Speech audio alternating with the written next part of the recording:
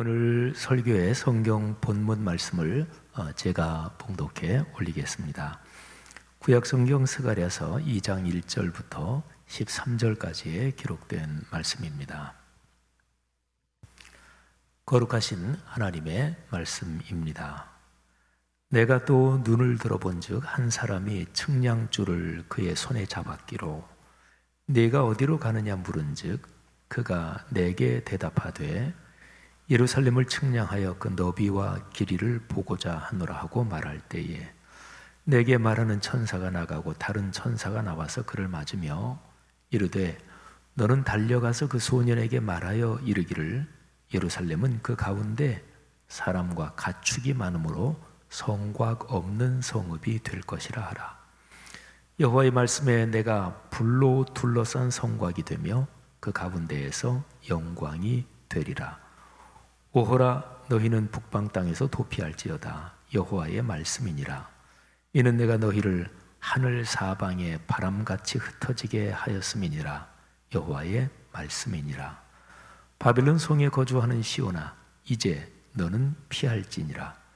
만군의 여호와께서 이같이 말씀하시되 영광을 위하여 나를 너희를 노력한 여러 나라로 보내셨나니 너희를 범하는 자는 그의 눈동자를 범하는 것이라.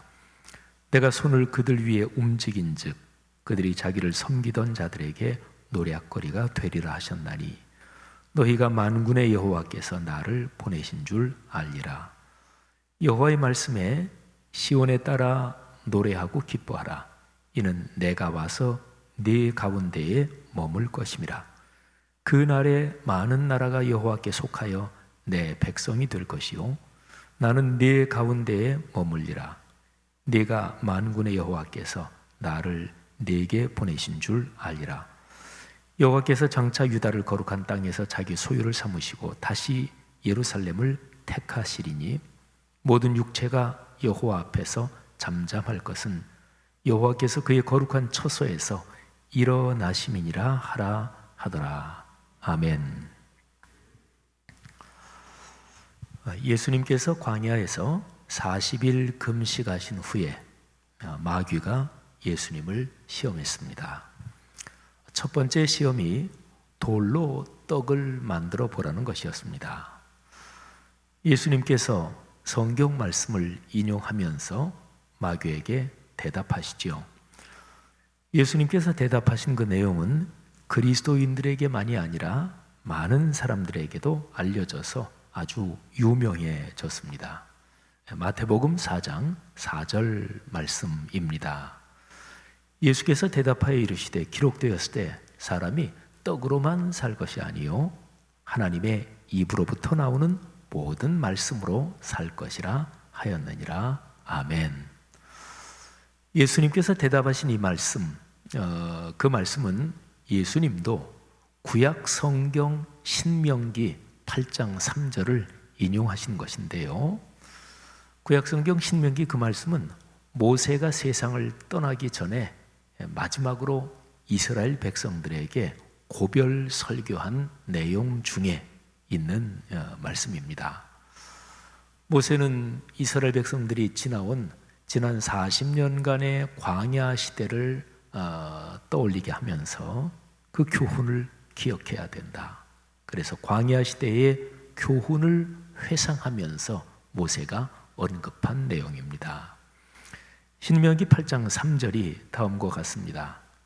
너를 낮추시며 너를 줄이게 하시며 또 너로 알지 못하며 네 조상들도 알지 못하던 만나를 내게 먹이신 것은 사람이 떡으로만 사는 것이 아니요 여호와의 입에서 나오는 모든 말씀으로 사는 줄을 네가 알게 하려 하심이니라. 아멘. 저는 마태복음 4장 4절과 또 신명기 8장 3절에 기록된 이 두 말씀을 묵상하고 설교 준비를 하면서 그런 생각을 했습니다. 코로나19 상황에서 우리에게 결핍된 것은 무엇일까?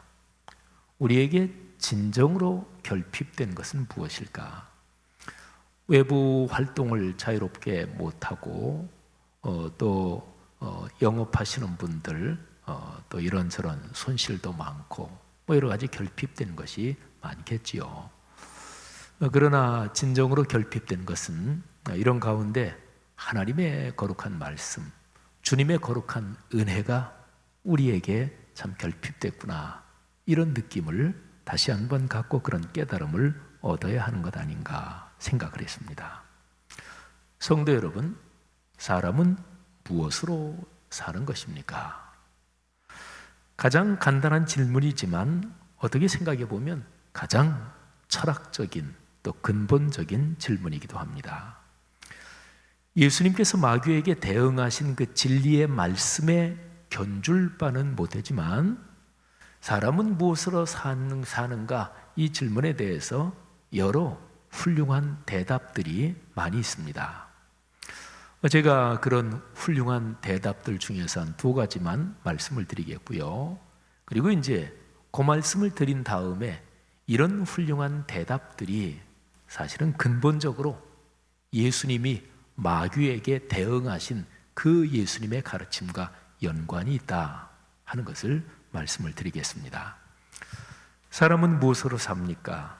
여기에 대해서 가장 훌륭한, 무엇보다 훌륭한 대답이 있습니다. 사람은 희망을 먹고 삽니다.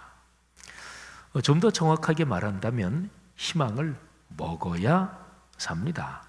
그러니까 희망 없이는 사람은 살 수 없다, 그런 얘기지요. 희망 대신에 꿈이란 단어를 넣어도 좋습니다. 적극적이고 긍정적인 사고방식이 사람의 삶에 유익합니다. 참 유익하죠. 근데 이런 사고방식이 좋은 이유, 유익한 이유가 그 사고방식 안에 내부를 들여다보면 적극적이고 긍정적인 사고방식은 그 내부에 희망의 구조를 갖고 있어서 그렇습니다. 희망의 구조가 무엇인가요? 사람이 걸어갈 미래를 밝은 쪽으로 보는 거예요. 열려 있다고 보는 거예요. 꽉 닫혀 있고 희망이 없고 절망적이고 비관적이고 다 끝장났다, 이렇게 보는 것은 절망의 구조지요. 근데 적극적이고 긍정적인 사고방식을 갖는다는 것은 내가 걸어갈 미래를 밝은 쪽으로 열려 있다고 보는 것이죠. 그걸 가리켜서 희망이라고 합니다. 현재가 어려워도 미래가 좋아질 것이다 확신한다면 어려운 현실을 얼마든지 이겨나갈 수 있습니다. 사람의 정신 구조는, 사람의 심리 정신 구조는요, 대단히 탄력적이어서 고무줄이 이렇게 막 늘어나잖아요. 탄력적이잖아요. 근데 탄성이 좋은 고무줄은 굉장히도 늘어나잖아요. 사람의 정신 구조는 그렇게 탄력적입니다. 그래서 사람의 정신 구조 속에서 희망이라는 에너지가 작동하기 시작하면 보통 때보다 몇백 배의 큰 힘도 발휘하는 게 사람의 정신이요, 또 신체적으로도 마찬가지입니다. 자, 사람은 무엇으로 사나요? 제가 희망을 먹고야 산다 말씀을 드렸죠. 근데 미래와 연관해서 희망을 먹어야 산다, 이거하고 반대로요, 과거하고 연관해서 사람은 과거의 기억을 먹고 살기도 합니다. 지나온 삶의 여정에서 내가 경험한 긍정적인 사건들은 나에게 힘이 되고 또 지혜가 되지요. 아름답고 행복한 경험이 사람에게 자신감을 줍니다. 그러니까 누구나 내 인생 기억의 창고에 긍정적인 가치와 연결된 경험들이 많이 쌓여 있을수록 지금의 내 삶이 풍요로워지는 거죠. 자, 기억을 먹고 산다, 이 명제에서 기억이라는 단어 대신에 회상이라는 단어로 바꾸면 연세가 많은 사람에게 해당되기도 하는 거죠. 그래서 아주 진짜로 멋진 표현이 됩니다. 사람은 회상을 먹고 삽니다. 나이가 들면서는 과거의 일을 떠올리는 일이 점점 많아지죠. 저는 가끔 연세가 이렇게 많은 분들, 또 그런 분들 이렇게 만나 뵈면 그분들의 과거 얘기를 물어보는 경우가 있습니다. 시간이 좀 많고 그러면 저희 아버지나 작은아버님이나 세상을 떠나시기 전에 그 어르신들 만나면 저는 옛날 얘기를 여쭤봅니다. 아유, 그때 평안도 고향 어떠셨어요? 또 젊으실 때 어떠셨어요? 이렇게 물어봅니다. 그러면 그 어르신들이야 뭐 과거 얘기 또 떠올리면서 아주 흐뭇하게 또는 아주 기분 좋게 이런저런 얘기를 쭉 하시지요. 과거를 떠올리는 일은 사람에게 힘을 주고 그리고 과거를 정리하게 만듭니다. 옛날 사진을 보면서 행복했던 순간들을 회고합니다. 지나온 삶의 여정에서 아주 멋진 경험들, 그런 경험들은 그 사건 자체는 지나갔지만 그런데 그거를 떠올릴 때, 회상할 때 지금도 내 마음에 기쁨이 됩니다. 젊은 시절 듣고 불렀던 노래들, 젊은 시절에 불렀던 그런 노래들은 나이가 들면서 더욱더 사람의 심정에 아주 진한 감성을 불러일으킵니다. 여러분 젊은 시절 불렀던 그런 노래들이 어떤 것입니까? 뭐 예수 믿는 사람들이니까 찬양 중에서 옛날에 불렀던 그런 복음송들도 있겠고요. 또 찬양 아니더라도 일반 노래 중에서도 뭐 팝송을 좋아하시는 분들은 뭐 7, 80년대 또는 연세가 더 드신 분들은 60년대 팝송이나 또 일반 가요 중에서 우리의 심금을 울리는 그런 노래들이 있지요. 옛날에 살던 동네를 가면, 물론 요즘은 이게 개발이 돼서 옛날 살던 동네가 서울이나 이런 도시 같은 데는 이미 다 흔적을 찾아볼 수 없게 됐지만 또 지방이나 시골은 아직도 안 그렇잖아요. 옛날 살던 동네를 가면 갑자기 시간을 거슬러서 과거에 와 있는 것 같은 느낌을 가지지요. 그리고 이런 과거의 회상에서 느껴지는 이 감정은 말이죠, 신체의 상태에도 영향을 끼치고 그래서 신체를 건강하게 만듭니다. 이런 연구 결과도 많이 있습니다. 자, 희망을 먹어야 산다. 그리고 아름다운 기억과 회상을 먹고 산다. 이런 얘기는 예수님의 말씀하고 연관이 됩니다. 자, 신앙적인 시각으로 보면 과거의 아름다운 경험들, 그거는 하나님이 주신 선물입니다. 또 내가 걸어갈 미래를 확신하고 희망한다, 이런 정서도 역시 하나님이 주시는 선물이에요. 하나님은 사람을 시간의 흐름 속에 두셨습니다. 그 어느 누구도 시간의 흐름에서 벗어나서 살 수 없습니다. 살면서 굉장히 행복하고 기쁜 순간에 시간을 잊어버리고 잠시 그 영원의 침입을 느끼면서 시간을 잠시 잊을 수는 있겠죠. 그러나 신체를 갖고 사는 동안에는 그 누구도 시간의 흐름이 빚어내는 그 구조에서 벗어나지 못합니다. 자, 과거의 회상, 그리고 또 미래의 희망이 신앙인으로서 과거 그때 하나님이 이렇게 도우셨어. 그때 교회 어떤 것과 연관해서 이런 내가 큰 감동을 받았어. 그렇게 명시적으로 하나님과 연관된 것이라면 그거는 당연히 하나님이 주시는 선물인데 그거를 하나님이 주시는 말씀이다, 이렇게 얘기할 수가 있습니다. 신앙인에게는 과거의 회상이든 또는 미래에 대한 희망이든 신앙인의 삶에 하나님이 어떤 은혜를 주실 때 그것은 근본적으로 말씀과 연관된 말씀 체험이라고 말할 수가 있기 때문에 그렇습니다. 그런데 과거나 미래에 어떤 나에게 좋은 것이 있는데 명시적으로 신앙적으로 연관되거나 또 그렇지는 않다. 특히 이제 예수 안 믿는 사람이면 자기 과거에 살아올 때 굉장히 행복하고 좋은 일이 하나님께서 은혜를 주셨다, 이렇게 말하지는 않을 거 아니겠어요? 또 미래에 대한 것도 마찬가지죠. 그런데 그것도 신앙적인 시각으로 보면 하나님께서 예수 안 믿는 그 사람에게 주신 은총이요 은혜입니다. 그걸 가리켜서 일반 은총이라고 신학적으로는 불러요. 기독교 신앙을 갖지 않은 사람에게도 감격적인 회상, 그리고 밝고 힘찬 희망이 있습니다. 그거는 그 사람들이 하나님의 이름을 알지 못하고 하나님을 주님으로 고백하지는 않지만 하나님이 그 사람에게 주시는 은혜인 거죠. 말씀드린 대로 이런 경우를 일반 은총이라고 부릅니다. 그러니까 인간이 존재하는 세상에서 모든 종류의 좋은 거다, 아름다운 것이다, 이거는 근본적으로 따지고 보면 다 하나님 아버지께로부터 오는 것이지요. 야고보서 1장 17절 말씀이 바로 그런 내용을 담고 있는 거예요. 모든 좋은 은사와 온전한 선물이 다 위로부터 빛들의 아버지께로부터 내려오나니 그는 변함도 없으시고 회전하는 그림자도 없으시니라. 아멘. 그러니까 영원토록 변함이 없으신 빛들의 아버지. 빛하면은 모든 좋은 것을 대표적으로 상징하는 거잖아요. 빛들의 아버지, 그 삼위일체 하나님, 그분으로부터 근본적으로 다 온다, 그런 거죠. 성도 여러분들이요, 저는 두 가지를 말씀드렸죠. 시간을 과거로 방향을 잡으면 과거의 회상, 또 미래로 방향을 잡으면 미래의 희망. 근데 회상과 희망 둘 중에서 희망이 더 중요합니다.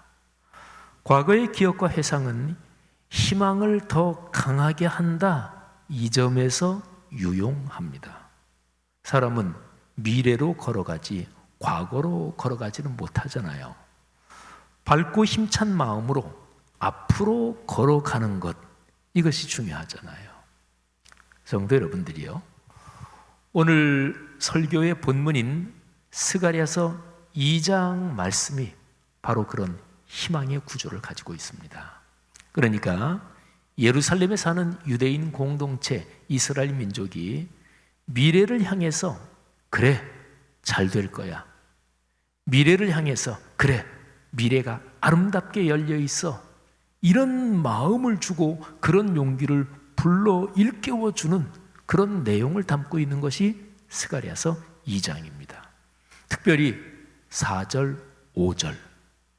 이 4절, 5절 두 절은요, 예루살렘에 사는 유대인들에게 하나님께서 주시는 희망을 갖게 하는 아주 위대한 말씀인데, 특별히 이 두 절 말씀에 핵심적인 표현이 나옵니다.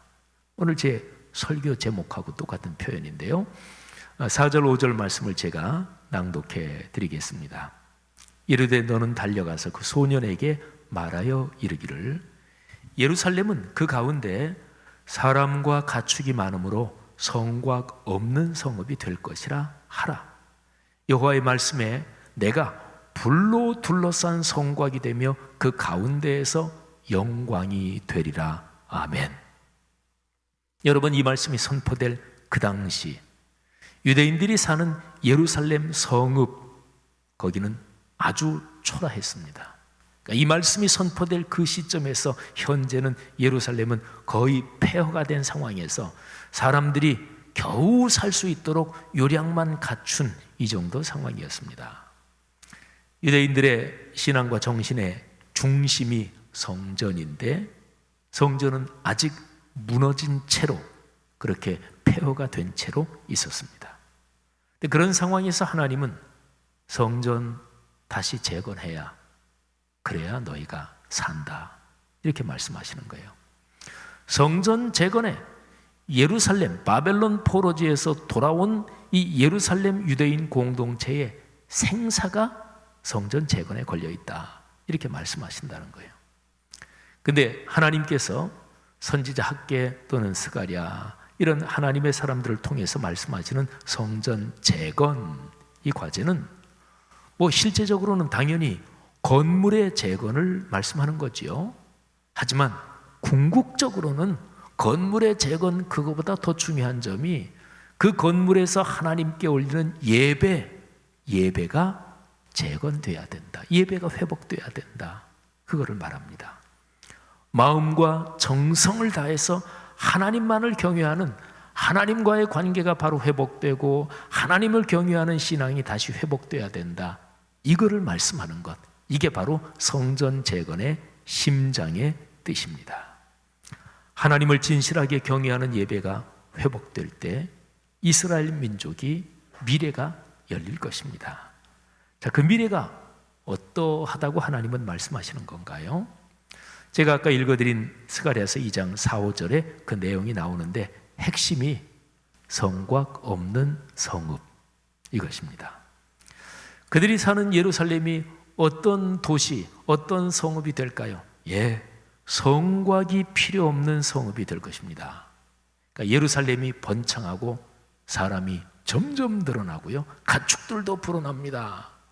근데 성 그러면 기본적으로 성곽, 성벽이 있어야 되잖아요. 그런데 성곽, 성벽을 쌓을 필요가 없을 정도로 이 성이 계속해서 확장된다는 거예요. 아주 감격스러운 미래지요. 여러분, 사람은 누구나 다 내가 소속되어 있는 회사나 가정이나 가문이나 교회나 또는 국가나 어떤 단체, 내가 소속되어 있는 단체가 잘 될 때, 그때 사람은 자부심을 느끼고 용기와 행복을 느낍니다. 코로나19 상황에서 설문조사를 했는데 우리 대한민국이 선진국이다, 선진국으로 가는 중, 이런 거 말고요, 전 세계에서 우리 대한민국이 선진국이다, 이런 거를 코로나19 방역을 잘하는 것 때문에 우리 국민 65%가 그런 느낌, 그런 자부심을 가졌다는 거예요. 그거는 실제로 그렇죠. 지금 코로나19 방역 여기하고 연관해선 전 세계 모든 국가 중에서 우리가 제일 선진국입니다.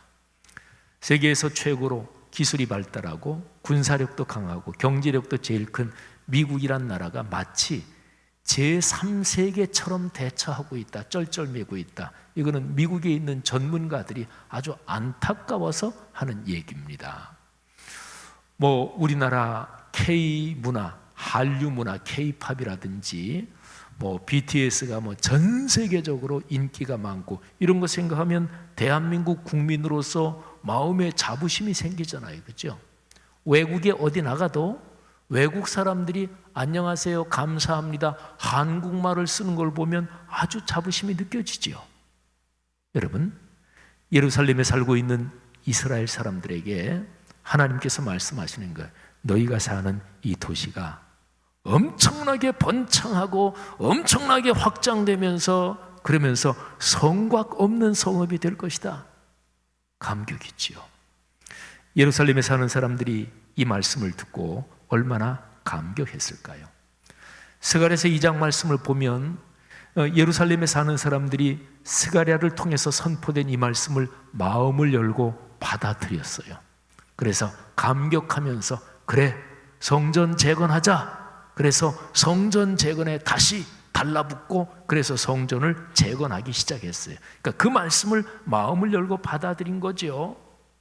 얼마나 감격이 그들 마음속에 가득했겠어요. 자기들이 걸어갈 미래가 점점 좋아질 것을 생각하면서 얼마나 힘이 솟구쳤을까요?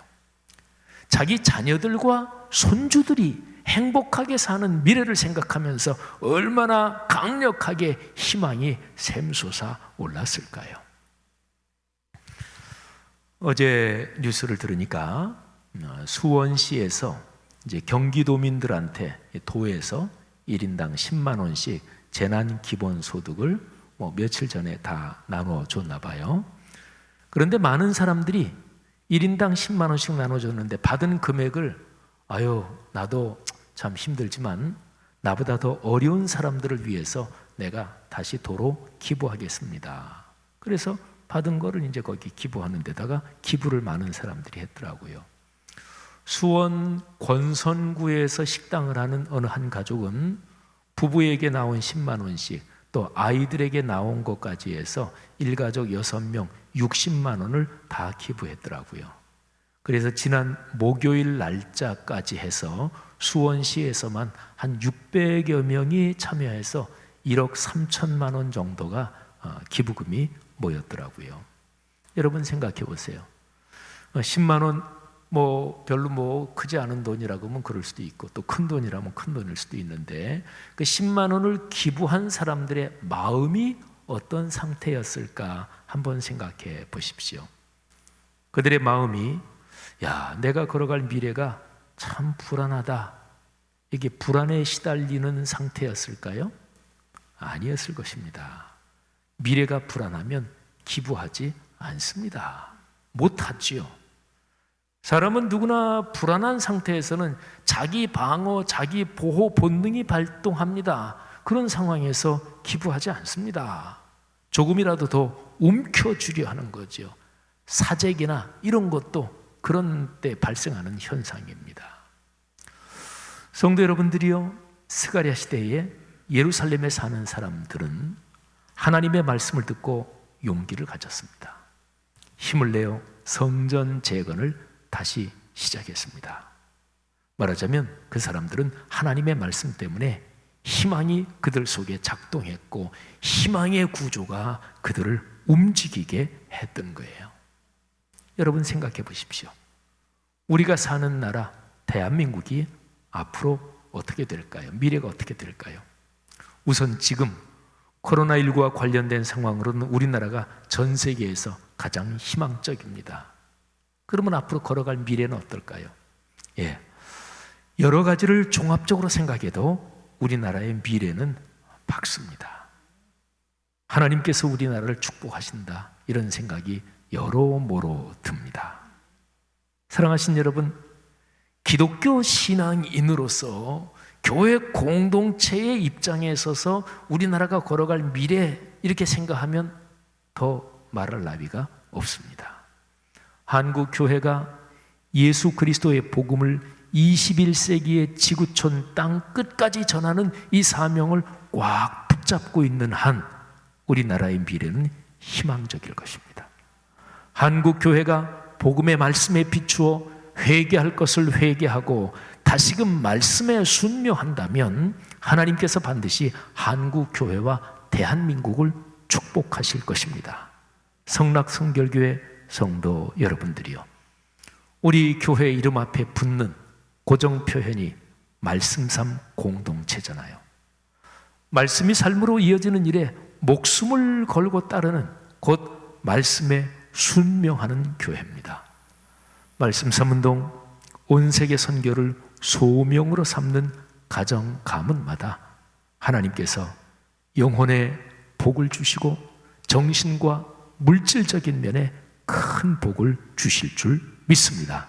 그런 가정 가문마다 성곽 없는 성읍이 되는 그런 축복이 있을 것이고, 그리고 우리나라가 김구 선생께서 한참 전에 하신 말씀처럼 군사력이 강한 나라, 또 돈이 무지무지하게 강한 나라, 이것보다도 무엇보다 정신의 힘이 강한 나라, 그래서 전 세계의 평화에 이바지하는 나라가 되기를 원한다, 그렇게 말씀하신 것처럼 이거를 기독교적으로 말하면 예수 그리스도의 복음과 복음에 근거한 사랑을 온 세계에 실천하는 그런 나라가 되는 거죠. 말씀삼 공동체 성락성결교회가, 그리고 여러분의 한 가정 가문들이 그 일에 중심에 서서 걸어가시기를 주의 이름으로 축복합니다.